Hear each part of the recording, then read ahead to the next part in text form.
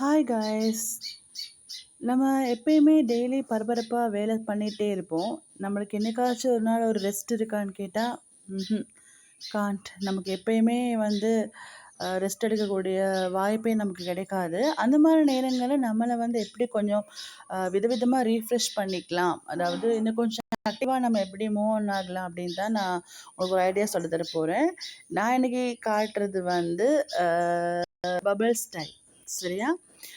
இதில் வந்து நாங்கள் என்ன பண்ண போகிறோன்னா, இப்போது வந்து நாங்கள் பபிள்ஸ் வந்து விட போகிறோம். நாங்கள் எல்லோரும் யோசிப்போம், என்னடா இந்த இந்த வயசில் போய் எல்லாம் பபிள்ஸ் விடுறாங்களேன்னு நிறைய பேர் நம்மளை பார்த்து சொல்லலாம், கிண்டல் பண்ணலாம். பட் வந்து இந்த பபிள்ஸ் வந்து விடும்போது பார்த்திங்கன்னா, நம்ம மனசில் இருக்க சோகங்கள் எல்லாமே வந்து இந்த முட்டைகளோட முட்டைகளாக வந்து பறந்து போகிற மாதிரியான ஒரு ஃபீலிங் தான் எனக்கு வந்து இருக்குது.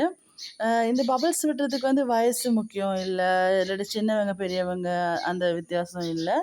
நம்ம மனசில் இருக்க ஸ்ட்ரெஸ்ஸை வந்து நம்ம எப்படியெல்லாம் வந்து நாங்கள் வந்து அனுப்பிக்கிறோம். இந்த பபிள்ஸ் விடுறது மூலமாக எங்களுக்கு இன்னொரு நல்ல ஒரு ரீஃப்ரெஷ்மெண்ட் ஒன்று எங்களுக்கு வந்து கிடைக்குது. கட்டாயமாக வந்து சின்ன வயசில் இருக்க சின்ன பிள்ளைகள் மட்டும்தான் பபிள்ஸ் விடணும் அப்படின்லாம் இல்லைங்க. நமக்கு பிடிச்ச விஷயத்த யார் என்ன சொன்னாலும் நம்ம சந்தோஷத்துக்காக கண்டிப்பாக நம்ம பண்ணி தான் வேணும். நீங்களும் இதை கண்டிப்பாக ட்ரை பண்ணி பாருங்கள். சும்மா இருக்கும்போது ரோட்டில் போகும்போது இந்த மாதிரி பபிள்ஸ் விற்ற இந்த பபிள்ஸ் இது வாங்கிட்டு வந்து உங்களுக்கு ஒரு ரொம்ப ஸ்ட்ரெஸ்ஸாக இருக்க டைம், இல்லாட்டி வந்து ரொம்ப ஒர்க் பிஸி டைம், இந்த பபிள்ஸ் வந்து நீங்களும் விட்டு பாருங்களேன். உங்களுக்கு வந்து மனசில் ஒரு வித்தியாசமான ஒரு புத்துணர்ச்சி ஒன்று வரும். கொஞ்சம் நம்ம இந்த கவலைகள் எல்லாமே மறந்துட்டு கொஞ்சமாக நாங்கள் வந்து குழந்தையா மாறின ஒரு ஃபீலிங் வந்து உங்களுக்கு கிடைக்கும். ஸோ நீங்களும் ட்ரை பண்ணி பாருங்கள். ட்ரை பண்ணி பார்த்துட்டு எனக்கு சொல்லுங்கள்.